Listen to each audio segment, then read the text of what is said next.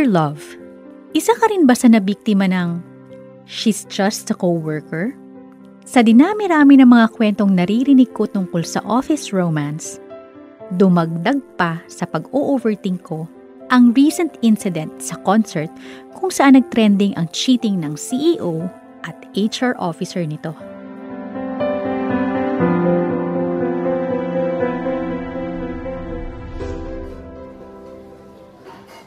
Alam mo, dahil dyan sa Coldplay issue na yan, mas gugustuhin ko na lang na work from home yung magiging boyfriend ko o kaya naman dapat katrabaho ko siya. Ayoko na may work wife yung jowa ko, no? Actually, may sinasabi mga eksperto tungkol dyan kung bakit madalas nangyayari ang affairs sa office. Nabasa ko lang nung nakaraan. Bakit may dahilan pa? Dapat hindi iniisip na gumawa ng mga ganyang bagay. Pero sige, dahil curious ako, ano daw dahilan base sa nabasa mo? Una, proximity at oras. Di ba halos 8 oras o higit pa kayong magkasama sa opisina? Kahit hindi mo gusto, nagiging familiar kayo sa isa't isa. Kaya kahit simpleng smile, parang may ibang dating na. Comfort zone, ganon. Tumpak! Ikalawa, yung shared struggles and victories. Sabi ng mga workplace psychologist, kapag pareho ng goal ang dalawang tao, natural na nagiging support system nila ang isa't isa. At kung wala ka nakukuhang ganoong suporta mula sa partner mo sa labas ng opisina, doon na pumapasok ang tinatawag na emotional bond. Emotional bond pa talaga, ha? Dapat pag time out na. Oo, puso mo, Wendy. Wala pa nga sa exciting part. Ito na yung huli. Ang tinatawag na illusion of harmlessness. Yung tipong, it's just coffee. It's just a chat. Pero sabi ng eksperto, doon nagsisimula ang slippery slope. Maliit na lihim muna hanggang sa maging intimacy na hindi na maitatago. Kaya duda ako sa mga coffee-coffee na yan at team building eh. Ikaw ha, nung nakaraan ka pagigil na gigil about coworkers' affairs, akala mo hindi ko nakikita yung mga shared post mo? Parang may pinariringgan ka ata. Meron nga. So tama nga na malaking chance na mabuong office love story. Mukhang. Kasi ako nagdududa na talaga ako. Doon ba sa junior web developer ng jowa mo? Sino pa nga ba? Alam mo, hindi rin maganda nagja-jump into conclusion kaagad. Kailangan mahuli mo sa akto kagaya nung sa Coldplay concert. Hindi pwedeng puro duda lang, kaya kung ako sa'yo, get real evidences.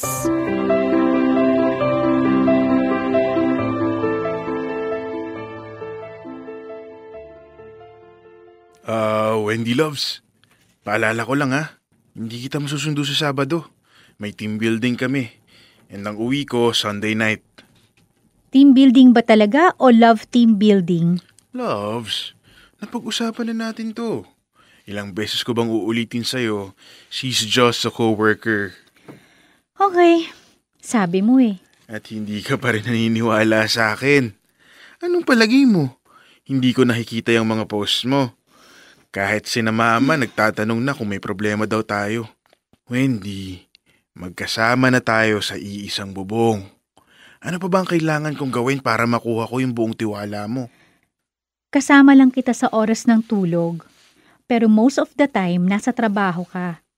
Pagod na nga tayong dalawa parehas kapag nagkikita eh. Hindi mo ba napapansin na wala na tayong quality time?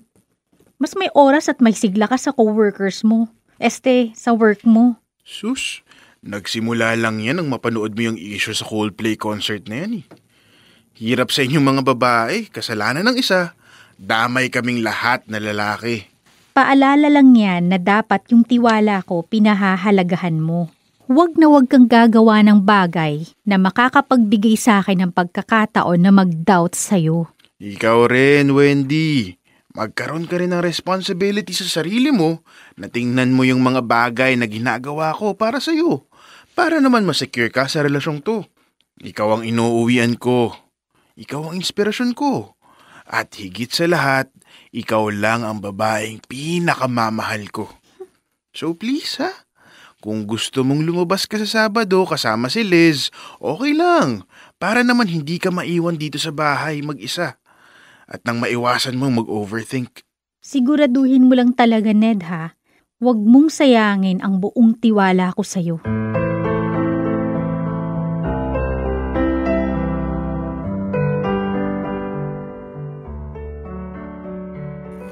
Dear Love, dumating ang araw ng Sabado at imbis na lumabas ako kasama ng kaibigan ko, as suggested by Ned, ay mas pinili ko na lamang na magmukmuk sa bahay dahil wala talaga akong gana. Malaki ang tiwala ko kay Ned, pero wala talaga akong tiwala kay Charm. Siya ang tipo ng babaeng liberated, mapusok, at kung titingnan mo ang pananamit niya, nako, sobrang seductive talaga. Laging hapit ang damit at halos lumuwa na ang dibdib. Sinabayan pa ng dark makeup. Oo, hindi niya kasalanan yun pero hindi ko talaga gusto kung paano siya umasta sa boyfriend ko. Napaka-clingy at napansin ko ding palagi silang sabay kumain mapalunch at mapamerienda. Hindi ako mapakali.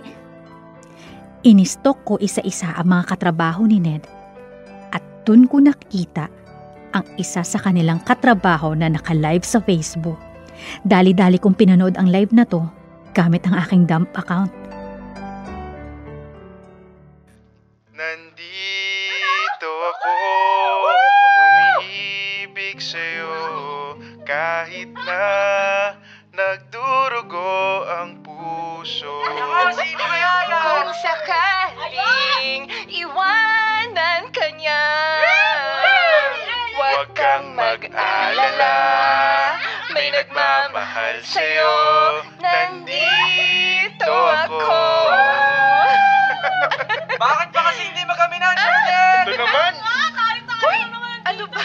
Ano ba kayo? Close lang kami. Issue tong mga to. Sus, kami pa talaga lolo ko. Uso naman talaga yan dito. True! Saka wala naman kami pakialam. Basta huwag kayong mapahuwi sa labas! Shh! Ano ba? Oh, Charm! Nandito ako palagi, alam mo yan. Ned, ano ba? I know. Paano yan, Sir Ned? Dating gawin! Uy, ano yan? Anong dating gawin? Sus, magmamakan na Hoy! talaga Shh! Ano ba? Ayaw ni Ned na bino-voice out yun, ha? Basta, ha? What happens in Vegas stays in Vegas. Uy, end mo na nga yan. Naka-live ka ba? Ay, sorry. Wala naman itong account na to. Tingnan mo. Kailang ang view. Sorry na, Sir Ned. End ko na. She's just a coworker pala, ha? Paano hindi lalakas ang loob ng dalawang to kung kahit pala mga tao sa paligid nila, kasabwat, mga konsentidor? Matawagan nga tong si Ned.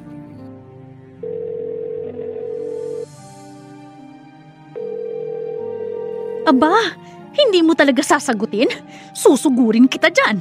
Tingnan natin ang galing ninyong dalawa. Kanta-kanta pa kayo ng nandito ako, ha? Tingnan natin ang reaksyon nyo kapag nandyan ako.